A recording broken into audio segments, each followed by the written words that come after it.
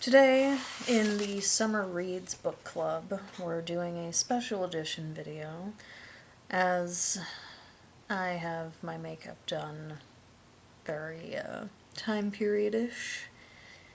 That was the intended purpose. You know, got the really long eyebrows and the tiny lips, you know. So, we're gonna be in black and white or sepia or whatever I decide. But it's not going to detract from the actions performed by and to Roger. So, we left off where he was put in a position of power over Grub, the scullery maid. And, you know, she's, sucking his dick and wants to give him a taste of all of her wares, so to speak. And yes, and she even takes to calling Roger master, so very bizarre for him.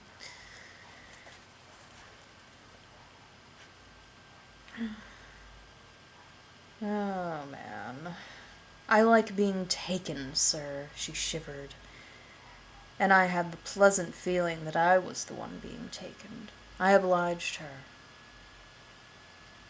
I pulled her skirt up quite roughly, which made her sigh in satisfaction and revealed her naked peach.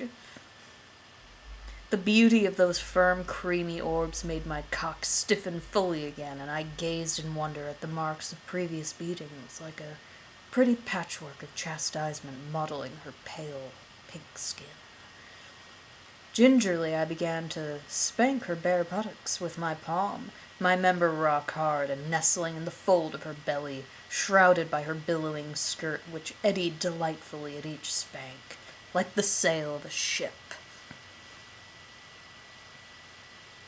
Are you testing your voice recognition?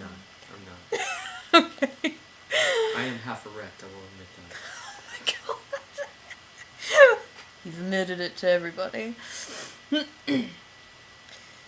Rock hard. She urged me to spank her harder. I did so. Harder again. Again. I obeyed until I was genuinely spanking the reddening bare bum with all my might, and she wiggled around and purred with little gasps of satisfaction. After several dozen hard spanks, her bum was dancing a pretty crimson, and my thighs were moistened by a warm trickle of oil from her squirming fount.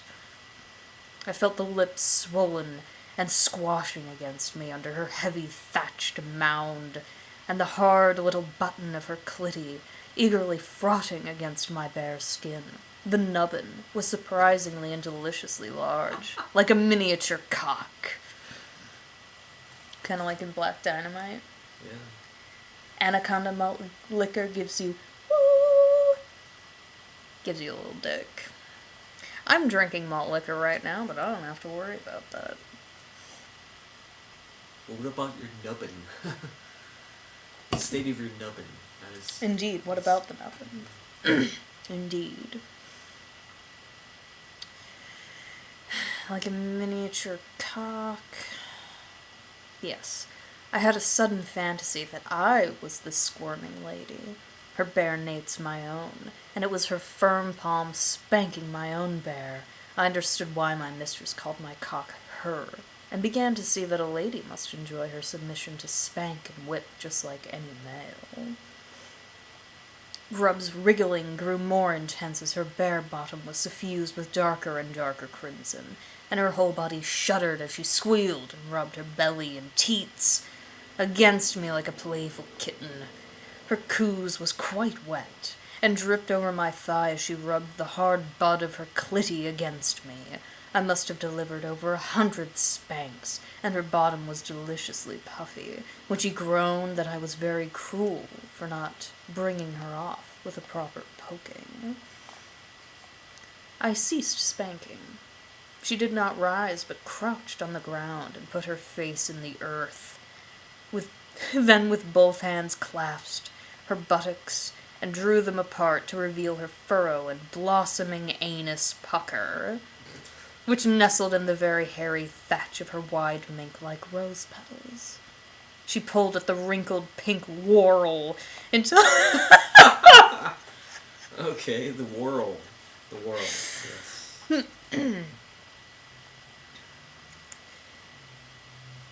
The pink whorl until it parted like a little mouth and ordered me to give her a, quote, proper shafting. I was, I confess, very nervous. I had, of course, heard the practice of bumming, but that a lady should so wantonly and naturally demand it? Roger simply just doesn't know what to think. "Come on," she cried. "Your cock in my bumhole. Lovely and tight, sir. Better than gash." "Well, I suppose I shall oblige." Nah, he didn't say that. A lady's wish or command must always be obeyed. Nervously, I placed the tip of my bulb against her pucker, which jumped and clutched my pee-hole. I pushed into her a little way, feeling her cavity very tight. But she moaned with satisfaction and released the anus. Relaxed the anus. That would have been messy if she released it. I'm sorry. Always must be obeyed. She relaxed the anus and sucked me into her as she thrust her bum against my haunches. I got halfway, I think, into her tight, elastic shaft when my penis came to a halt as though meeting an immovable obstacle. But she writhed and spread her fesses wider and sucked with her bumhole on my squeezed cock, and suddenly she gasped. Her anus gave way, and I plunged right to her root in a magical rush.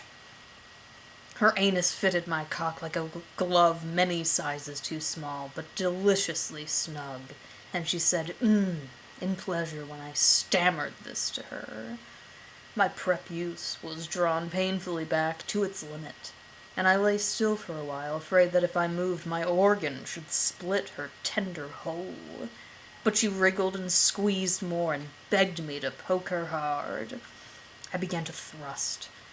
My cock sank into her hole, almost to my balls, and she groaned as I thrust harder and faster, her anus squeezing and sucking me as though to eat me. Her bumhole was like a pump, and I felt very hard, as I might buck, with my thighs slapping loudly against her own. It was really the lady who was bucking me. I wanted suddenly to punish her for her impudence, and recommend spanking to the squirming bare Nate so lovely and red before me. "Oh, yes," she howled. "Harder!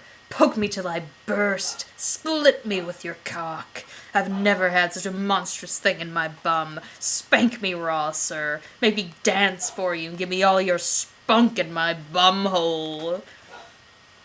Despite her passionate invitation, I felt that Grub was artfully controlling my cock in the precise moment when I should spurt, which was not to be before her own spasm. She raised one hand and began to masturbate quite vigorously and openly as I poked her bumhole. In such a short time I had become used to the fact that ladies liked to masturbate shamelessly.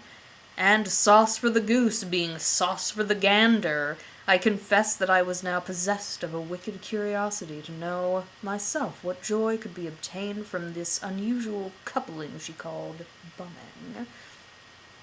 I spanked her harder and faster, her bottom now quivering like two huge strawberry jellies, and her bum's pressure on my thrusting bulb and shaft made me cry that I should spurt shortly, and I could not help it.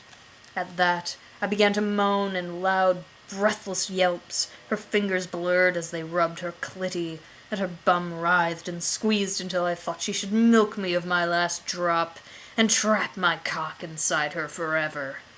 Her squeals turned to howls as she convulsed in the quivering of her own spasm, and at the same point my seed rushed from me and spurted right against her anal root. Even after I had stopped flowing, she continued to milk me with her bumhole, and my rush of pleasure gave way to a soft and agreeable sensation. of warmth, like a second but less intense orgasm. She continued to masturbate her clitty for a little while longer, and then her fingers snaked through her furrow to clasp my balls, stroking me tenderly. I bent forward and licked a bead of sweat at the small of her back and sniffed the ripe fabric of her bunched dress. Slowly and gradually she relaxed her sphincter and permitted my softening cock to leave her service. My will had no part in the matter. She pushed my bulb from her anus with a plopping sound. Delightfully, I felt the plaything of this new rough maid. Suddenly, footsteps rustled on the path. Grub started in fear and hissed that her ladyship was coming. She'll be coming. I presumed she meant my mistress. Sure enough, I heard her voice. "Grub, come here, you slut!" cried Miss Florence. And we will cover their encounter in the next video.